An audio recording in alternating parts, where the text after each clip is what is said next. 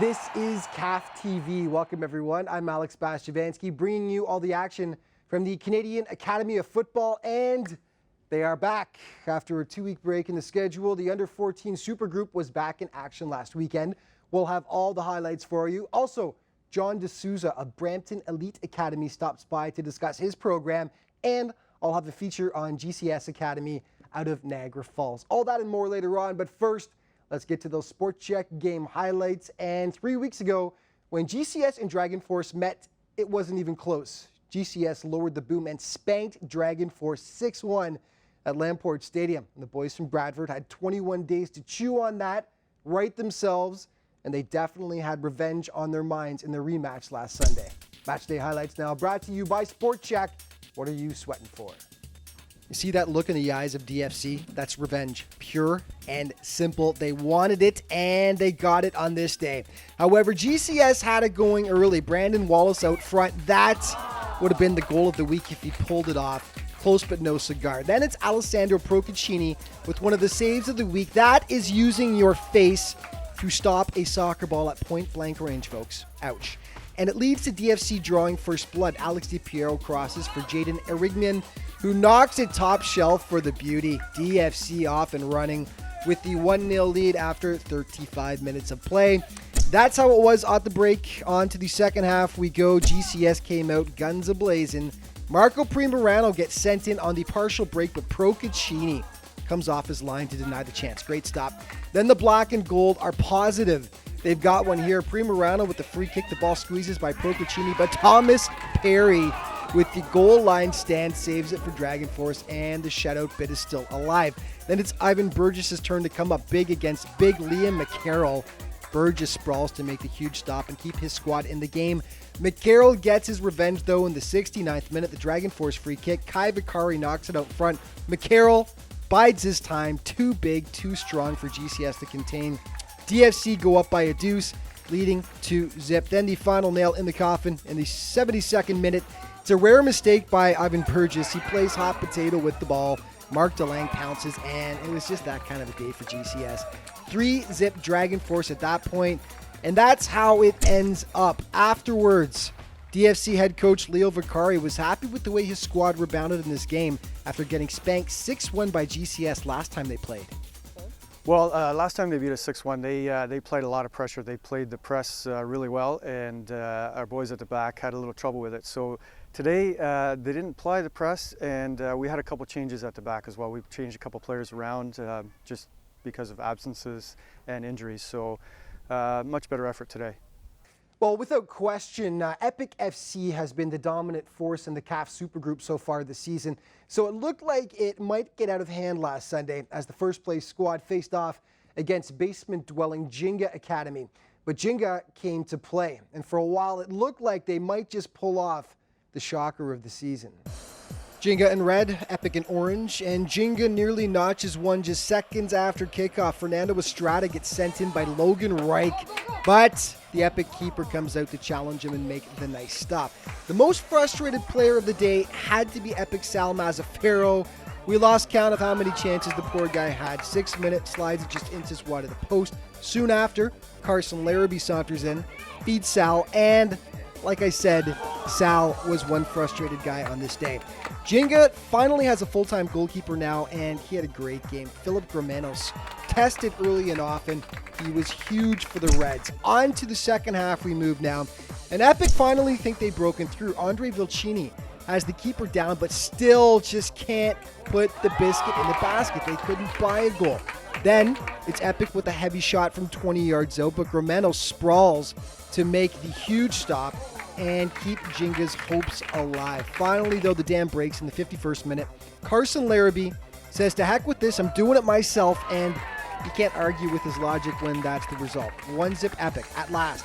Moments later, Epic plays a little give and go breakthrough, but again, the finish is just a bit off. No matter, though, 55th minute, Sal Mazzaferro wipes away all his frustrations by finally hitting the back of the net to make it 2-0, and he can have a little chuckle about it afterwards. 2-zip your final. Kudos to Jenga for keeping it close on the scoreboard. Afterwards, though, Mazzaferro felt that even though his squad missed a few good chances and only ended up winning by 2, they controlled the game nonetheless. Yeah, do you know what? I think our team, we were keeping great possession. We were not letting go of the ball. We switched it from one side of the field to the other constantly, and we were tiring the other team out. And I thought that was a huge impact to how we got our 2 goals.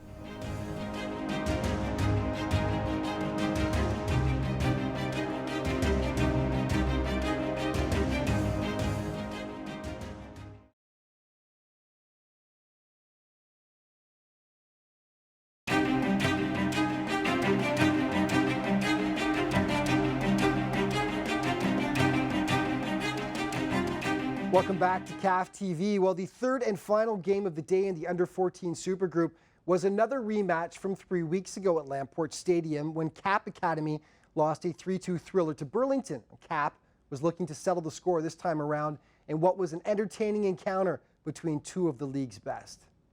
Yeah, thanks to the Rogers crew for the footage. Fantastic as always. Burlington breaks the ice in the first half. Who else?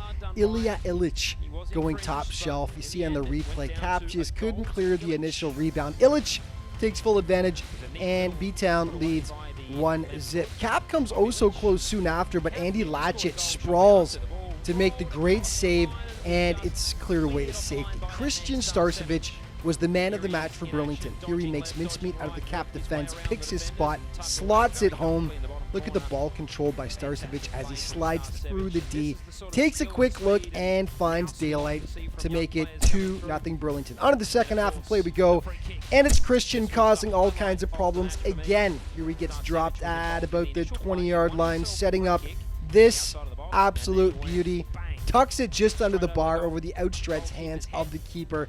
I think this may just be the play of the week. This is clinical. Starcevic serving notice that it's not just Ilya Illich who can put the ball in the net for B-Town. 3-zip your final score. Burlington seems to have Cap's number right now. 3 weeks ago they dropped them 3-2. This time they dominate for the shutout. And Burlington are making a serious run up the standings as well, as we see in the Yogurties Super Group standings. Nice segue there, huh? There we go. Epic still on top. And mind you, of course, they've played 2 less games than the rest of the competition. They've got 15 points. GCS and Burlington tied with 12. Cap Academy tied with Dragon Force in 4th place with 9 points each. And Jenga on the bottom right now with 3 points on the season, 1 win in 7 games. Upcoming games now. It's on Saturday, not on Sunday. On July 25th, GCS and Burlington at noon. Dragon Force taking on Jenga at 2 p.m. Epics in the Ontario Cup, so they'll have to make up a game there. Esther Shiner Stadium. And remember, CAFsoccer.com for all the up-to-date news, stats, and standings.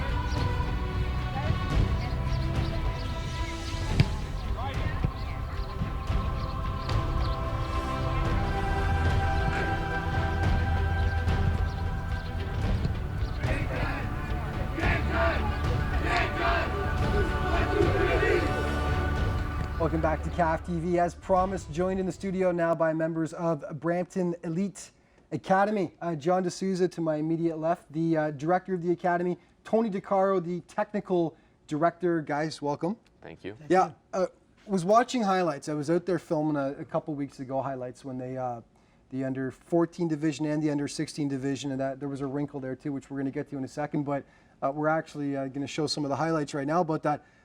Under 14, great game. They played against ADP. They almost won it. Lost heartbreakingly by 1 goal. Great performance by the team, though. And the wrinkle is? They were 13 years old. They were our U14 team. Was the U13 team. They're U13. They're all 2002. Wow. So obviously, happy with the performance. I mean, this team is obviously a pretty good team playing up an age group. Yeah, absolutely. I mean, they've been together for 6 months, and you know, we've been training, working with them for that short time, and they've been working very hard. Right. They're a different kind of group. Different kind of different group. breed. And then I covered the under 16 division. which unfortunately they played in the strongest team in the group, which is Toronto Fusion. I think it was a 6-1 or 5-1 or something along those lines. But the other wrinkle is, of course, that was the Under 15 team. under 15 team playing up in age group. So Where we actually had 6 U13 players playing in that U13 players. playing in that same game. Okay, so Back there's a couple of different schools on that. You'll probably hear people argue, will say, oh, you shouldn't put young kids in against, they're going to lose games and it's going to kill their confidence. But a lot of other coaches seem to be of the opposite opinion, which is put them up against the best competition they can get and challenge them as early as possible. I think you're leaning more towards that then?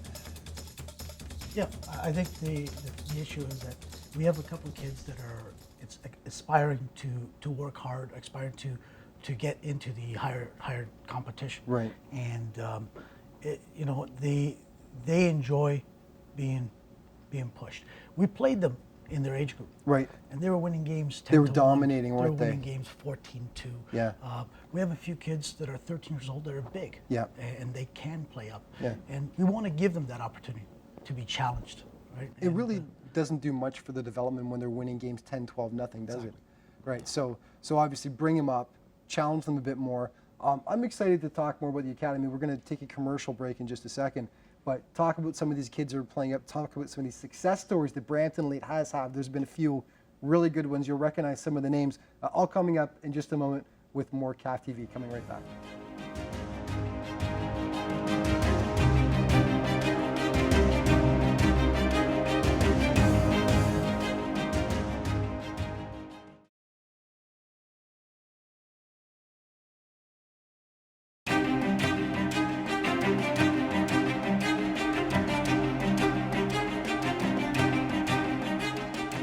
Welcome back. Joined still in the studio by Brampton Elite Academy, the director, John D'Souza, to my immediate left, and Tony DeCaro, the technical director. And it's fun finding out about this program. We're about to find out about a few players who have come through Brampton Elite as well. Let's start off with the program itself, first of all. Why start it, and when did you guys start the program? It's an easy decision. I mean, it was time for a change, and popular demand. Just really wanted to continue the training, Right. And our coaching staff had created. We have been building a reputation, a strong reputation in the player development,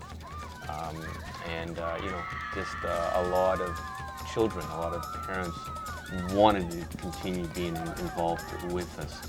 So Brampton Elite Academy actually started as a little school. Really? Yeah, Yeah. And it's in 2013, right? All in 2013. We had a lot of children just wanting to play and be trained, and then just coincidental events. Connection with Phil, Phil offering us an opportunity to join CAF, based on our reputation, Right. our personal reputation. Well, previously, obviously. you guys were with which club are we We talking were about? both with Brampton. With Brampton Youth. Brampton Youth, right? Yeah. Okay, yeah. Yeah. And now, from small beginnings, this academy has grown, become very successful. What age groups are we talking about? And we talking boys and girls as well? Yeah, we run Yeah. boys and girls programs right from the tender ages of micro U4, Wow. right up until the ages of U16 teams. Nice. Both boys and girls. Yeah. U8, U9 girls are predominantly what we're focusing on at this point. Boys, I mean, 8s, 9s, 10s, 11s, 13s, and 15s. All right. Yeah. Give us a philosophy then. Like, why did you start this specific club? When you said, what are the main tenets of this club, the main things behind it, the mission statement, whatever you want to call it, but what is your philosophy on football and youth development? Technique, technical development. The world lacks, especially in North America, lacks in individual play. And our focus, our expertise is really taking someone by the hand and taking them through the process of individual development. Right. Player development is not an overnight thing. It takes time, and we've got the time, we've got the experience to do that, and it shows. I mean, you can see from month to month the progression. The growth. You're seeing it, yeah. Yeah, especially at the younger ages where they're still, very much like sponges, where they take in all the information, and then they just run with it. I mean, between Tony and the rest of our coaching staff, Yeah. it's tremendous. 19 years together, by the way, these guys have coached. So Brampton Elite it's a new academy, but coaching together is nothing new for these guys. I mentioned a couple players that people might recognize the names. The biggest one that they would recognize for sure, 20-year-old Kyle Laren on the national team. You've had Kyle for years, I believe you were saying, yeah? Kyle came to Brampton Youth in the U9 program. We trained him all the way up to U13. Our U12 1995 Brampton Battle Cats won the provincial Ontario Cup. Kyle Laren was definitely part of that. Also Chris Manco, Justin Stoddard, Mark Wadid, names that you'll probably see coming up through the pipelines. So some very good players that we've worked with over the years. And another one is Sean Hundle that you wanted to mention, who's a 16-year-old. Is fantastic. He's 16 years old. He's currently on the, I believe, on the U17 TFC squad, as well as being on the national program. He's also on the Bolton Wanderers pool of players, I believe. Just again, and Sean is just, he's just one of many. Again, coming from that age group. Yeah. So if we've only got about a minute and a half left, if people want, we're going to give the website and stuff for people to find out more. But give me, for example, a typical week for a Brampton Elite player. In terms of what kind of training they're going to get and what they're going to be doing in terms of how much they're going to be on the field, what kind of strength training, whatever it might be, a typical week for a Brampton Elite player. It would depend on the age group. Yeah. I mean, the micros, we just basically once a week. Sometimes we'll do once a week plus a game. Right. But and that's focused more on fun. Yeah. And enjoying the opportunity to have the ball at your feet. Right. Getting those touches on the ball and then do all the these young age. little games, that we create for them to enjoy. And it's not really focused on the actual soccer game, but it's on the skills that they will need to carry them forward into the game. And then when you get into the older age groups, then we're looking at developing their technical skills, and then there's the functional and the tactical. The older age groups will go 3 to 4 times a week. Right. Okay, and that there'll be a game on the weekend with that. If people want to find out more about this, the place to go is BramptonEliteSoccer.com, right? If they want to find out more, we could talk about this all day, unfortunately. Time restraints. But guys, thanks so much for being here. And it's going to be fun to watch you guys the rest of the year. Thanks so much for being here. Thank you. Thank you. Okay, more CAF TV coming up in just a moment.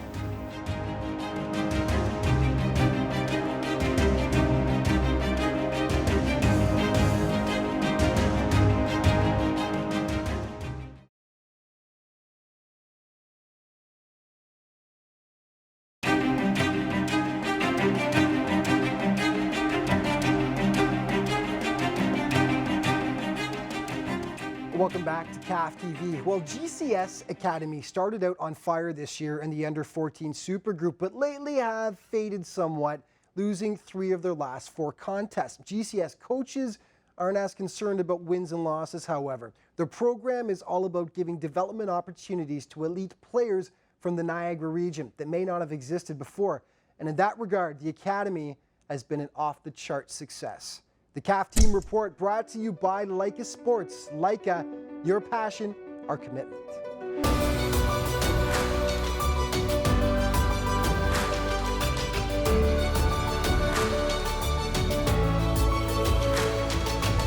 Despite a wealth of soccer talent in the Niagara region, up until recently there was a lack of a true elite program for players to hone their game. Enter GCS Academy. With an eye on increasing technical ability, player visibility, and quality of opposition, the program was formed. And in the CAF Super Group, the squad has excelled in the first half of the season. I thought we've played very well. Been very surprised actually. A couple of times we've been a little inconsistent throughout the games, but to be honest, we've passed the ball well. We've won a lot of games surprisingly, considering the area of soccer we came from, to play against such a high competition. The coaching GCS players are receiving is second to none, with a full staff of experienced soccer minds. Brandon, you're going to play it right back. Marissa, you're going to go to left back. Okay. The program's great. James is obviously great. We got Davey. John's there also coaching us. There's some great trainers there. We also train with the U17s, so it's good to give us like the older exposure. So I think the GCS program is very great. Midfielder Nicholas Andriola is the leader of the young GCS squad, a player the coaches can count on in all situations. He's got great vision. He's really good at running with the ball at his feet. He's good for a goal. He's scored a few goals. I'm not exactly sure how many goals he's scored, but yeah, he's good late runs into the box. Just a really good dynamic midfielder, to be honest, box to box player. Marco Primorano has supplied the bulk of the GCS scoring this season. He's a dynamic young player who's among the best in CAF. Marco's great up there. He can always finish. You can always count on him to be at the right spot at the right time. He's scored some great goals this year. Definitely some screamers. It's great to have him up there. Always know we can count on him. In goal, Ivan Burgess has been a rock, coming up with big saves at key moments. Yeah, Ivan, for a little guy, is an unbelievable goalkeeper. In training, he works so hard. He's always putting a great effort in. I'll be really surprised if he doesn't go all the way, to be honest. While GCS has cooled a bit after a hot start to the season, it's far more important to the coaches that the players continue to grow and develop their skills, rather than pick up 3 points each week. Because although results are always going to be important, but for me it's to try and get them prepared to go to the next level if possible, whether that be the US scholarship route or the pro route, just depending. All right, time now for the CAF Countdown, the top 5 plays of the week, brought to you by Focus Integrative Therapy. Focus, dedicated to your ongoing health and wellness. Number 5, Alexander Procaccini sacrifices his modeling career by using his face to deny Nicholas Andriola of GCS. Painful, but it got the job done. Number 4, Christian Starcevic rips through the CAF defense, calmly slots it past the keeper. One of 2 big goals Christian scored on the day to lead Burlington to the win. Number 3, Ivan Burgess of GCS comes off his line and comes up with the massive stop to deny Dragon Force sniper Liam McCarroll. Nice save. Number 2, Epic missed chance after chance against Jenga, but there was no stopping this. Carson Larrabee, beautiful. There was some mustard on that shot as Epic came away with the 2-0 win. And number 1, drum roll please, Christian Starcevic of Burlington from 20 yards out absolutely smokes this free kick. A thing of beauty no matter which angle you view it from. That was his second of the day against CAF. Definitely worthy of our play of the week. And our Supergroup Super Player of the Week, brought to you by Phillips Moving and Storage. Phillips will get you there, and this week it's as much about perseverance as anything. Sal Mazzaferro for Epic had about a half dozen chances and was snake bitten. Just couldn't put it in despite some golden opportunities, but he also set up numerous plays as well. And then finally he notched the goal late in the second half against Jenga, and he was just a general terror to contain all day. Sal Mazzaferro, our Phillips Moving and Storage Super Player of the Week. And that's all the time we've got for this week. Just remember, though, there's lots of different ways you can keep up to date with everything that's going on with the Canadian Academy of Football.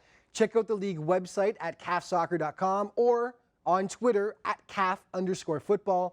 And you can follow our Facebook page as well. Thanks so much for tuning in, folks. I'll see you next week for more CAF TV.